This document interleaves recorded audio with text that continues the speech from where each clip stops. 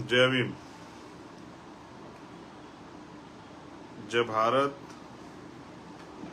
जय संविधान, जय मंडल, जय जोहार।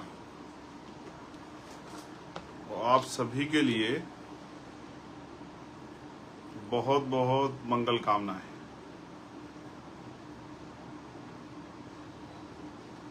मैं आज के फेसबुक लाइव में आपके बीच हूं।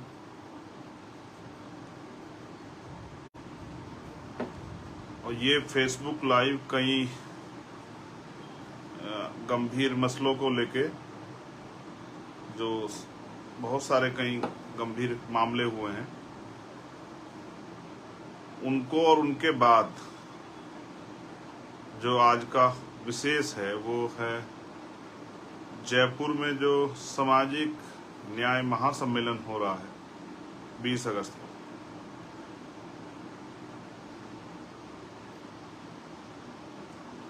मैं अपनी बात की शुरुआत करते हुए भारत की धरती पर समय समय पर जन्मे सभी संतों, गुरुओं, महापुरुषों को नमन करता हूँ। महामानव तथागत बुद्ध से लेके संत श्रोमणी सतगुरु रविदास जी, भगवान वाल्मीकि जी, गुरु नानक देव, संत कबीर, गुरु घासीदास, संत गाडगे जी महाराज, नारायणा गुरु, और जो समाज के अग्रदूत रहे सामाजिक परिवर्तन के आंदोलन के, जिनको राष्ट्रपिता कहा जाता है, लेकिन वो राष्ट्रपिता से भी बढ़कर हैं। राष्ट्रपिता ज्योतिबा फूले, मां सावित्रीबाई फूले, छत्रपति साहू जी महाराज, जिनको हम आरक्षण का जनक मानते हैं,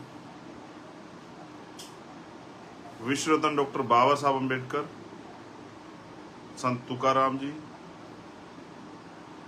पेरियर रामास्वामी नायकर, प्यारेलाल यादव, बाबू जगदेव प्रसाद कुशवाहा, जननायक कपूरी ठाकुर, महामना रामस्वरूप वर्मा, बाबू शिवदयाल चौरसिया,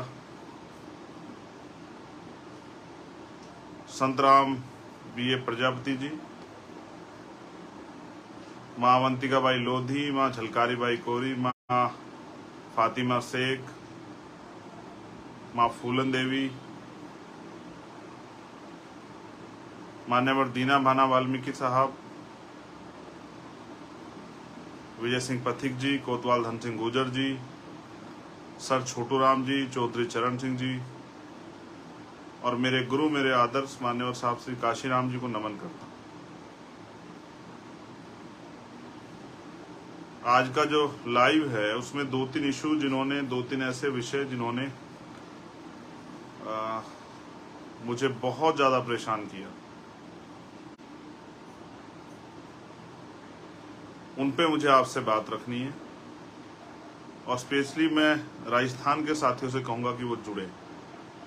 हमारे राजस्थान की इतनी लीडरशिप है, उनसे, हमारे एक राजस्थान के कार्यकर्ता से, जिनके कंधों पे 20 तारीख के लिए बहुत बड़ी जिम्मेदारी है। तो मैं अपनी बात की शुरुआत करता हूं एक ऐसी घटना जो कर्नाटक में घटी। भारत में जाति है, जाति व्यवस्था में ऊंच नीच है। पहले वर्ण थे, फिर जाति बनी, और जाति की जो असमानता है, उसका जो अन्याय है वो बहुत कठोर है। कर्नाटक में एक जगह पड़ती है चित्रकूट। इसी चित्रकूट जिले के एक गांव में, जहां एक शेड्यूल कास्ट का बच्चा जो है, एक नौजवान, कहते हैं कि जोड़े ऊपर वाला बनाता है, ईश्वर के घर बनते हैं, भगवान बनाता है, इस तरह की बातें अक्सर कही जाती है। बड़े बड़े चिंतक विद्वान इस बात को कहते हैं। लेकिन उन्होंने आपस में प्रेम विवाह किया, और ये लड़की के परिवार को पसंद नहीं आया। उनके फादर जो हैं वो वाटर ऑपरेटर का काम करते थे। उन्होंने जातीय दम के कारण, क्योंकि जाति में ऊंच नीच है और यहाँ उच्च जाति भी है, पैदा होते ही, बड़ा मजाक है ये कि पैदा होते ही कोई उच्च हो जाता है और पैदा होते ही कोई नीच हो जाता है। ये उनके लिए जो मानते हैं, हम लोग तो मानते नहीं। हम तो इंसानियत को सबसे बड़ा धर्म मानते हैं, और हम सभी मजहब की इज्जत करते हैं। भारत का संविधान का आर्टिकल 25-26 धार्मिक आज़ादी देता है। कोई किसी धर्म को मानो, कोई किसी में आस्था रखे, कोई किस तरह से पूजन करे, ये उसका व्यक्तिगत मत है और ये वहां तक सीमित है जब तक वो किसी दूसरे के अधिकारों का हनन ना कर रहा हो। अगर मैं किसी भी धर्म से और अपने धर्म को मानता हूं तो मैं सड़क पे जाके अगर इस तरह का माहौल बनाता हूं कि दूसरे आम आदमी परेशान हो या कोई दूसरा व्यक्ति उसके सामने समस्या खड़ी हो जाए, तो मुझे लगता है कोई भी धर्म और दूसरे धर्म का कोई भी इस बात की इजाजत नहीं देगा कि आपकी वजह से किसी को परेशानी। तो अंत उस बिटिया के जो फादर थे उन्होंने ये किया कि जो बस्ती, दलित बस्ती की तरफ जो पाइपलाइन जाती थी, उसमें जो मुझे पीड़ित परिवार द्वारा बताया गया कि उसमें उन्होंने जहर मिला दिया। 7 लोग मौके पे मर गए और 200 से ज्यादा लोग जिंदगी मौत के बीच लड़ रहे हैं। और इतनी बड़ी घटना को पुलिस प्रशासन ने सिर्फ दूषित पानी का मामला कह के टालने का प्रयास किया। मैंने उस पर अपनी बात भी रखी थी, मैं कार्रवाई की जानकारी भी ले रहा हूं। मैं बात आप लोग को इसलिए बता रहा हूं कि एक घटना घटी है उत्तर प्रदेश के उन्नाव में। भाई सुरेश सेन साहब जो हैं, सुरेश ठाकुर जो खुद को लगाते हैं, सविता सेन समाज से जो आते हैं, उनकी हत्या हुई है। उनको इतना पीटा गया, कुछ दिनों बाद उनकी जान चली गई। जब मैंने उन पर ट्वीट किया तो पुलिस ने, उन्नाव पुलिस ने मुझे टैग करते हुए ये बहुत बड़े बड़े उसमें लिखा, एक पूरी घटना का एक वो बना के, समरी बना के कि नहीं ऐसी कोई बात नहीं, उन पर चोट के निशान नहीं थे, उनका बीमारी से वो अस्पताल गए थे, वहां उनकी डेथ हुई। तो किस तरह से पुलिस जो है मामले को दबाने का काम करती है सरकार के सारे पे। ये बात मैंने इसलिए आपको बताई कि सरकार के लोगों ने भी कहा और प्रशासन के लोगों ने कहा कि ये मामला दूषित पानी का था, तो उससे अन्य किसी बस्ती का कोई एक भी आदमी इफेक्टेड क्यों नहीं हुआ। ये मामला दूषित पानी का नहीं, ये दूषित सोच का मामला है। जो हीन भावना, जातीय दम, जातीय दमन, जातीय कुंठा, जाति व्यवस्था की वजह से बनी हुई है देश में, ये उसका मामला है। इसलिए हम लोग जो हैं जाति व्यवस्था के बहुत कठोर विरोधी, शायद हमसे ज्यादा जाति व्यवस्था कोई विरोधी ना, और हम चाहते हैं जाति व्यवस्था को डायनामाइट लगा के उड़ा देना चाहिए कि इंसान बन जाए और उसका एक ही मजहब, उसको जो सबसे पहले पालन करना चाहिए वो इंसानियत। अगर उसे दूसरे की तकलीफ पे तकलीफ होती है तो फिर उसको इंसान माना जाना चाहिए। बाकी उसको धर्म की आज़ादी, वो अपने धर्म को माने। एक घटना भिंड में घटी है जहां 4 लोग एक नौजवान को पीट रहे हैं, उससे जय श्री राम के नारे लगा रहे हैं, फिर वो उससे जातिगत नारे लगा रहे हैं। फिर वो कह रहे हैं कि भाई ये कहो कि तुम हमारे बाप हो, कुछ इस तरह की बात कह रहे हैं। उसकी वीडियो भी बन रही है बाकायदा, वो एक सामाजिक संदेश है। उसका अपराध ये है, उस बच्चे से मेरी आज बात हुई, सुरेश जी की पत्नी से मेरी कल बात हुई थी, लेकिन उस बच्चे से आज मेरी बात हुई और उसने मुझे बताया कि उसने सिर्फ, उसका अपराध ये था कि उसने अपनी जो भी उसके पास व्हीकल था उस पर जाटव लिखवाया हुआ था। इस बात से नाराज होकर उन्होंने उसको पीटा और इस तरह के उसको अपशब्द कहे। मैं समझता हूँ कि अगर श्री राम भी होते तो शायद वो ये ना कहते कि भाई इस तरह से मेरे लोगों द्वारा पीटो और इसके मेरे जिंदाबाद के नारे लगाओ।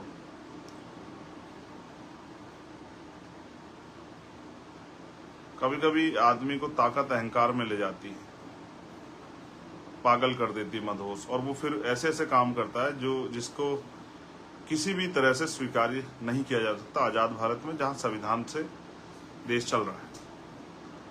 तीसरी घटना, आज हमारी टीम गई थी भिंड में। बहन तोला गुजर की है जिनके साथ अन्याय हुआ। उससे पहले भी एक बच्ची के साथ राजस्थान में अन्याय होता। राजस्थान में आम बात है, लेकिन मुझे तकलीफ है। हमारे वरिष्ठ लीडर्स जो हैं वो वहां गए थे। मुझे उम्मीद है कि संघर्ष के जरिए हम अपने इस परिवार को न्याय दिलाने में सफल हो पाएंगे। और चौथी घटना है नूह मेवात की, जिसको आपने देखा किस तरह से लगातार साजिश हो रही है स्पेशली बीजेपी के लोग, मुझे कहने में कोई परहेज नहीं है, मेरे मुंह पे कोई तालाबंदी नहीं है। किस तरह से बीजेपी के लोग अपने राजनीतिक स्वार्थ में अपने चुनाव जीतने के लिए देश को हिंसा की आग में झोंक रहे हैं, ये आपके सामने है। मैं किसी भी गलत कार्य करने वाले का पक्षधर नहीं हूं, लेकिन मैं आपसे फिर ये कहना चाहता हूं कि अपने राजनीतिक स्वार्थ के कारण अगर आप किसी भी समाज को अगर आप डराने का, धमकाने का, अन्याय करने का काम करोगे तो इससे जो गुस्सा पैदा होगा वो बड़ा खतरनाक होगा और सब लोग चुप रह सकते हैं। मैं आपको अपनी पार्टी की लीडरशिप की तरफ से, अपने संगठन की तरफ से और इंडिविजुअल चंद्रशेखर आजाद आपसे कमिटमेंट करके कह रहा है कि जो अन्याय आप कर रहे हो, भारतीय जनता पार्टी के लोग, राजनीति यहीं रहेगी, देश बड़ा है, इस बात को आपको समझना चाहिए। अपने देश को अपने सिर्फ राजनीतिक स्वार्थ के चलते कमजोर करना, नफरत फैलाना, ये इसका एहसास आपको नहीं पता कि ये जख्म कितने दिनों में भरेंगे। और मैं आश्वस्त होकर कहता हूं हर कमजोर वर्ग को, हर पीड़ित वर्ग को, जैसे मणिपुर में उन बहनों के साथ हमारी अन्याय हो रहा है और स्पेशली वो वहां के क्रिश्चियन समुदाय के लोगों को टारगेट करने के लिए वो सब चीजें की गई, उनको नुकसान पहुंचाने के लिए बहुत हजारों की संख्या में चर्च जलाए गए हैं। जैसे आपकी आस्था अपने धर्म के प्रति, ऐसे दूसरे की भी आस्था अपने उनके धर्म के प्रति है।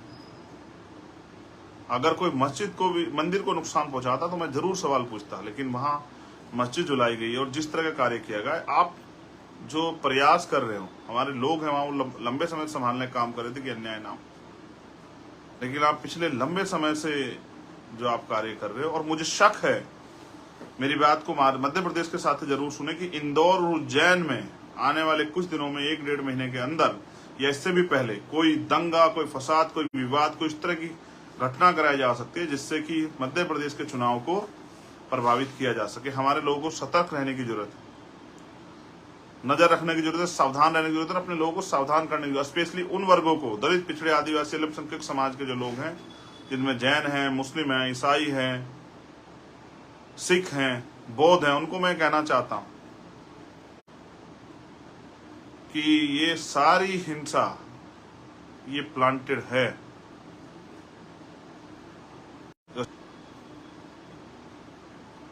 इसलिए मैं आपसे कहूंगा, स्पेशली इन बहुजन समाज के लोगों से, इन वंचित वर्ग के लोगों से, कि आप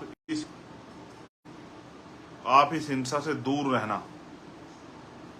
इसलिए मेरी अपील है अपने नौजवान साथियों से, किसी भी तरीके से उनको अपने मकसद में कामयाब नहीं होने दें। और मैं पूरी ताकत से कह रहा हूं कि हम खड़े हैं हर कमजोर के साथ, जैन के साथ भी, बौद्ध के साथ भी, ईसाई के साथ भी, मुसलमान के साथ भी, सिख के साथ भी, हर उस बहन के साथ खड़े हैं, वो किसी भी धर्म की हो जिसके साथ अन्याय होगा, वो किसी जाति की हो। हर उस व्यापारी, पीड़ित के साथ खड़े हैं, किसान के साथ खड़े हैं, जिसको अन्याय की तरफ, जिसको लूटने, खसोटने, जिसको डराने, धमकाने का प्रयास सरकार के लोग कर रहे हैं। और मैं आपसे फिर कह रहा हूं, जब जितना अन्याय बढ़ेगा, आप हमें मजबूर कर दोगे कि हम सड़कों पे आके अपने भाइयों के आगे खड़े हो जाएं, कि उन पर चलने वाली गोलियों का सामना हम लोग करें। और ये होगा, हम ज्यादा दिन तक आपको ये अन्याय करने की छूट नहीं दे सकते हैं। मैं तो तैयार बैठा हूं, एक गोली आपके लोगों ने धोखे से मारी, अगर अपने लोगों के लिए गोली खानी पड़ी तो मैं तैयार बैठा, लेकिन ये अन्याय हम लोग बर्दाश्त नहीं करेंगे जो आप कर रहे हैं या करने का प्रयास कर रहे हैं। अब मैं बात करूंगा स्पेशली राजस्थान की।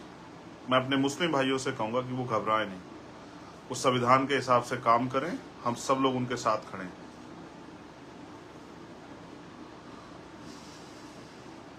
ये मुल्क हम सब का है, आप बिल्कुल परेशान ना हो। और आप जानते हैं, मैंने जिसका साथ देने का वादा किया है, पूरी ताकत से उस साथ को निभाया है। मुझे इस बात के लिए किसी परीक्षा की जरूरत नहीं, किसी प्रमाण की जरूरत नहीं, ये आप बेहतर जानते हैं। मैं बधाई दूंगा कश्मीर के अपने शेड्यूल ट्राइब के भाइयों, जिन्होंने वहां अपने हकों के लिए आंदोलन किया। जो साथी मुझसे मिलने आए थे उनका भी धन्यवाद करता हूं। लेकिन मैं उनको ये भी चेतावनी देना चाहता हूं कि अभी वो लापरवाह ना हो, अभी आंदोलन खत्म नहीं हुआ है, अभी संघर्ष की पूर्ण रूप से जीत नहीं हुई। ऐसा ना हो कि आपके साथ धोखा हो जाए। अपनी तैयारी करो, मैं भी आपके संघर्ष में आपके साथ, और हमारी पूरी पार्टी आपके साथ। चाहे सड़क की लड़ाई हो, चाहे जेल की लड़ाई, कोई भी लड़ाई हो, भाई भाई मिलकर लड़ेंगे अन्याय के खिलाफ। अब मैं राजस्थान की बात करता हूँ। हमारे राजस्थान में बहुत जिम्मेदार, समझदार, ईमानदार, निष्ठावान साथी हैं। उन्होंने हमेशा मेरा मान सम्मान रखा। पूरी सरकार से वो लोग मेरे लिए टकराए, भूखे प्यासे, बिना साधन के, आंधी तूफान, पुलिस की लाठियां खा के उन्होंने हमेशा जो है जिस बात को मैंने कहा उसका पहरा दिया। हमेशा उन्होंने मेरी इज्जत रखी, हमेशा उन्होंने मुझे मजबूत बना के रखा। आज फिर उनके ऊपर कंधों पर जिम्मेदारी आ गई है। स्पेशली हमारे जो लीडर्स लोग हैं, हमारे प्रदेश अध्यक्ष, हमारे भीम आर्मी के, आजाद समाज पार्टी के प्रभारी, हमारे प्रदेश कमेटी के लोग, हमारे मिशन 78 के लोग, हमारे स्टूडेंट फेडरेशन के लोग, हमारे किसान संगठन के लोग, उन सब की जिम्मेदारी है कि वो 20 तारीख के प्रोग्राम में ताकत लगाए। मैं आपको इसलिए लाइव करके कह रहा हूं कि मेरे पास और कोई साधन नहीं है आप तक पहुंचने का। ना मेरी खबर कोई टीवी में बहुत बड़े पैमाने पर दिखाएगा, न किसी अखबार में बहुत बड़े पैमाने पर छपेगी, ना उसके लिए बहुत बड़े प्रचार के साधन हैं। ये छोटे साधन ही नहीं, साधनों से मैं आपके बीच आ सकता हूँ। मैं बहुजन मीडिया के साथियों से कहूंगा कि वो अपने चैनल पे इस वीडियो को जरूर लगाएं, जिससे कि हमारे आंदोलन का प्रचार प्रसार हो सके। मैं जानता हूँ मेरे साथियों पे बहुत साधन नहीं है, लेकिन उनके अंदर संकल्प है, उनके अंदर हौसला है, उनके अंदर स्वाभिमान, सम्मान है। वो अन्याय के खिलाफ लड़ने वाली सबसे मुखर आवाज है, और मैं जानता हूं कि उनको कोई मुसीबत, कोई परेशानी रोक नहीं सकती। ना दिल्ली रोक पाई और ना ही जयपुर रोक पाएगी 20 अगस्त को। मुझे नहीं पता वहां साथियों ने कैसे इंतजाम किए हैं, लेकिन मैं आपको बस याद दिलाना चाहता हूं, चाहे वो जितेंद्र मेघवाल का मामला हो, चाहे वो थाना गाजी का मामला हो, चाहे चूरू का मामला हो, चाहे जितेंद्र मेघवाल का मामला हो, चाहे ओम प्रकाश रैगर का मामला हो, चाहे और कोई मामला हो, चाहे कार्तिक भील का मामला हो, अब समय आ गया है इस अन्याय को जवाब देने का। अन्य पार्टियां भी, विपक्ष, प्रतिपक्ष, सब लोग आपकी तरफ देखेंगे कि आप कितनी बड़ी ताकत में जयपुर आते हैं। मैं फिर कह रहा हूं, मेरे पास बस भेजने को नहीं है, मैं आपको टिकट नहीं भेज सकता हूं, मैं आपको कोई 4 पहिया गाड़ी नहीं करा सकता हूं, ना मेरे पास है। मेरे पास है तो मेरा संघर्ष या आपका संघर्ष। मुझे पता है कि आपको तकलीफ होगी। मैंने आपको दिल्ली में देखा भूखे पेट, लेकिन आप जानते हैं कि ये लड़ाई अन्याय अत्याचार के खिलाफ है। ये मिशन है बहुजन समाज को उसके पैरों पर खड़ा करने का। और मैं अपने साथियों को इशारे में ये भी कहूंगा कि किसी की बात का बुरा मत मानो। जब आप मिशन में काम करते हैं तो आपका कोई सम्मान अपमान नहीं था। साहब काशीराम ये कहा करते थे कि जिस समाज के लिए संघर्ष करने के लिए आप जा रहे हो, वो समाज बड़ा समझदार नहीं है। वो आपके ऊपर आरोप भी लगा देगा, वो आपको अपमानित भी कर देगा, वो आपको झूठा भी कह देगा, वो आपकी बात भी नहीं सुनेगा, आपके हाथ लड़ भी पड़ेगा, लेकिन कभी भी अपनों की बात का बुरा नहीं माना करते हैं। और आप जानते हैं मेरा क्या सम्मान अपमान। मैं तो एक गोल लेके, हम मिशन का काम कर रहे हैं, जब तक वो मिशन पूरा नहीं होता तब तक क्या खुशी मनानी और क्या दुख मनाना। मैं तो बहुत भावुक हूँ इस मामले में। जब अपनी बहनों की लुटती अस्मतें और अखबार पढ़ता हूँ, यूट्यूब पे खबर देखता हूँ, टीवी में देखता हूँ, तो कितने आंसू बहाता हूँगा शायद आपको एहसास भी नहीं है, जो लोग मजाक उड़ाते हैं बातें कह के। ये मेरा दर्द है। मैंने समाज को परिवार माना है।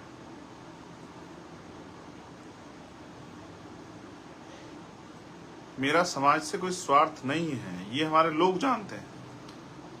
मैं तो साहब काशीराम की जो रुकी हुई मूवमेंट है, जो मूवमेंट पीछे जा रही है, मैं तो उसको कोशिश कर रहा हूं अपने साथियों के साथ कि उसको खींच के वापस मैं किसी को बुरा नहीं कह सकता हूँ, मुझे कोई अधिकार नहीं बुरा कहने का। मैंने ऐसा कुछ किया ही नहीं कि मैं किसी को बुरा कहूँ, और मैं बुरा कहने के लिए काम ही नहीं कर रहा हूँ।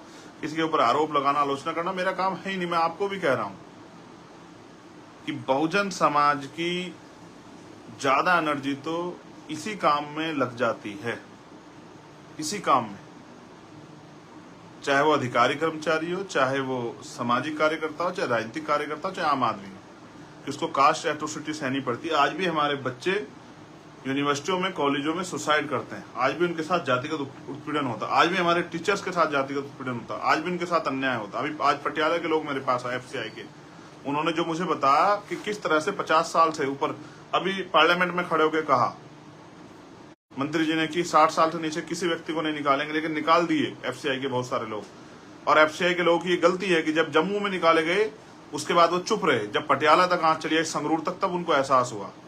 ये वो पीरियड है कि जिस तरह से वो जो मुर्गे को बेचने वाला होता है, वो मुर्गा जब एक मुर्गे को काटने को निकालता है तो बाकी मुर्गे दाना चुगते रहते हैं। मैंने आज उनको कहा डांटते हुए कि आपको पहले दिन अन्याय के खिलाफ आवाज उठानी चाहिए थी। और मैं हमेशा समझाता हूं कि आप ये सोच के चुप हैं कि मेरे प्रदेश में नहीं हुआ, या मेरे जिले में नहीं हुआ, मेरे जोन में नहीं हुआ, मेरे तहसील में नहीं हुआ, मेरी विधानसभा, मेरे गांव में नहीं हुआ, तो आप इंतजार कर रहे हैं अपनी बारी का। मैं उनको भी आश्वस्त करूं, लड़ाई लड़ूंगा। लेकिन आप देख रहे हैं किस तरह से हमारे लोगों के प्रमोशन रोके जा रहे हैं, किस तरह से हिंदू कॉलेज में प्रोफेसर रतन लाल जी के साथ जो अन्याय हो रहा है। हमारी भीम आर्मी स्टूडेंट फेडरेशन की टीम का मैं धन्यवाद देता हूं कि लगातार उनके साथ खड़ी है और वो प्रोटेस्ट भी कर रही है। मैं अपने साथियों को मजबूती से प्रोटेस्ट करना, जिन यूनिवर्सिटी में, जिन कॉलेज में हमारे बच्चों के साथ अन्याय हो, हमारी भाइयों बहनों के साथ अन्याय, हम पढ़ने जाते, मरने नहीं जाते, उन कॉलेज यूनिवर्सिटियों का इतना बड़े पैमाने पर घिराव करो कि वहां बैठे गैर बराबरी की सोच रखने वाले अध्यापकों के, एडमिनिस्ट्रेशन के पांव कांप जाएं। और ये हम करके भी दिखाएंगे।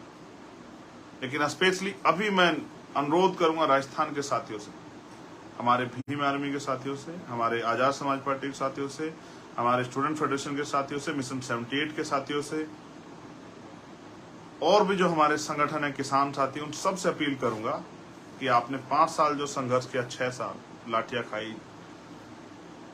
ये जयपुर ही है जिसमें मैं जेल गया था 4 दिन के लिए, आपको याद होगा, CHA के भाइयों के लिए। अगर इस बार हम लोग अपनी ताकत नहीं बना पाए तो हमारे अधिकारी कर्मचारी को भी, हमारे सामान्य आदमी को भी जो 5 साल अन्याय सहना पड़ा, कहीं ना कहीं उसके जिम्मेदार हम होंगे।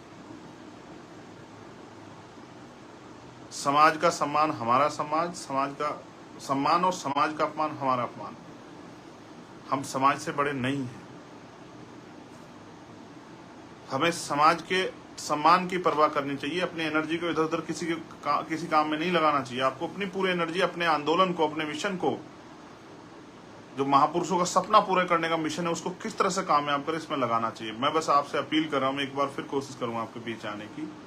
20 तारीख से पहले मैं आपसे अपील कर रहा हूँ मेरे राजस्थान के साथियों से, यही प्रचार का साधन है, और ना खाना है ना और कोई साधन है आपको देने के लिए। लेकिन 20 अगस्त को जयपुर में आपका इंतजार करूंगा।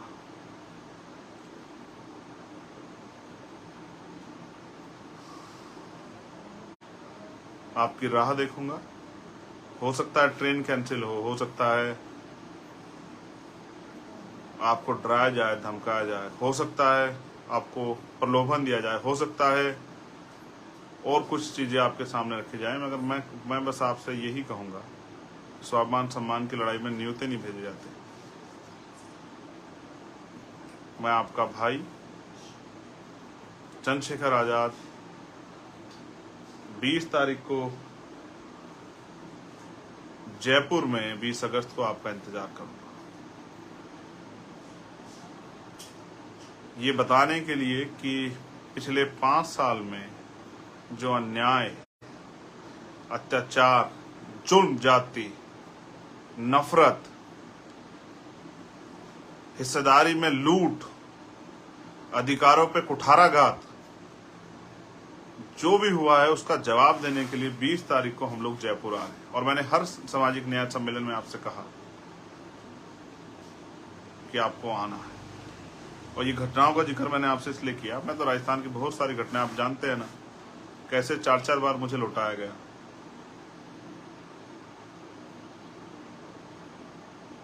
मैं आपका इंतजार करूंगा। जैसे आपने भरतपुर में अपनी ताकत दिखाई, जैसे आपने गंगापुर सिटी में अपनी ताकत दिखाई, जैसे आपने भादरा में अपनी ताकत दिखाई, वैसे ही आप जयपुर में भी अपनी ताकत दिखाएंगे। और इस संघर्ष को कामयाब करने, एक आखिरी बात आपसे और कह रहा हूं, रोटी लेके आना, अपने लिए भी और मेरे लिए भी। आपने शायद, अगर याद हो आपको, और आप, ये प्रैक्टिकल बात है, आपका कोई अमीर रिश्तेदार हो, वो भी अपने गरीब रिश्तेदार को पहचानने से मना कर देता है। अमीरों की नस्ल ही ऐसी होती है। गरीबों के पास यही है कि अगर उसके पास एक चादर होगी नई, तो उसके घर में मेहमान आएगा तो वो नई चादर बिछाएगा। गरीब इज्जत देना जानता है। मैं आप सबका धन्यवाद करता हूं कि आपने मुझे सुना, और मुझे विश्वास है मेरे साथियों के ऊपर कि वो सरकार को भी और समाज को भी ये संदेश देने के लिए कि अब हम किसी के पिछलग्गू नहीं बनेंगे, हम अपने पैरों पे खड़े होंगे। काम करने वाले नौजवान ईमानदार हमारे साथी तन मन धन से, और मैं अपने साथियों से कहूंगा कि जो लोग आना चाहते हैं, जिनके पास साधन हो, वो उनकी मदद कराएं, कि वो 20 तारीख को एक ऐसा सैलाब आए राजस्थान में कि भोपाल की रैली को लोग भूल जाएं। जबकि मध्य प्रदेश के लोगों ने जो मील का पत्थर ठोका है, उसे शायद ना ही कोई भुला पाए। लेकिन मैं मध्य प्रदेश के साथियों से भी कहता हूँ, बहुत अन्याय अत्याचार हो रहा है। मैं बहुत जल्द 10-15 दिन के लिए मध्य प्रदेश आ रहा हूँ। एक शुरुआत कर रहे हैं हम लोग 15 तारीख से नगीना लोकसभा में। जाति तोड़ो समाज जोड़ो एक यात्रा, हम साइकिल यात्रा शुरू कर रहे हैं। साइकिल यात्रा तो हमारी बीमार में आजाद समाज पार्टी के नेतागण कर ही रहे हैं, लेकिन उसमें एक दिन के लिए मैं भी शामिल होने के लिए जा रहा हूँ 15 तारीख। और मैं उन सभी साथियों का धन्यवाद देता हूँ जो देश भर में इस आंदोलन को कामयाब करने के लिए बहुत मेहनत कर रहे हैं। प्राइमरी स्कूल के हेडमास्टर का बेटा हूँ, कोई घमंड नहीं रखता हूँ। एक ही लालच है, एक ही सपना है कि बाबा साहब अम्बेडकर और माननीय काशीराम और बहुजन महापुरुषों का सपना पूरा हो। इस देश का टुकड़ों में बटा बहुजन समाज एकजुट हो। इस देश की महिलाओं को, किसानों को, मजदूरों को, नौजवानों को उनके हक अधिकार मिले, और जाति विहीन समाज बन के सब लोग, जैसा सदगुरु रविदास जी महाराज ने कहा, ऐसा चाहूं राज में जहां मिले सबनु अन्न, और छोटे बड़े सब सम बचे रविदास रहे प्रसन्न, जिसको उन्होंने बेगमपुरा राज का नाम दिया। ऐसा राज स्थापित हो जहाँ किसी को कोई भय ना हो, कोई डर ना हो, किसी के साथ कोई अन्याय ना हो, कोई ऊंच नीच की बात ना हो, किसी को खाने के लिए अन्न की, तन ढकने के लिए वस्त्र की, सर ढकने के लिए छत की कोई परेशानी ना हो। भय मुक्त समाज, समानता पे आधारित समाज, मैत्री पे आधारित समाज, भाईचारे पे आधारित समाज, और हर एक व्यक्ति का सम्मान। जय भीम, जय भारत, जय मंडल, जय जोहार, जय संविधान, और आप सभी के लिए मंगल कामनाएं। 20 तारीख को जयपुर।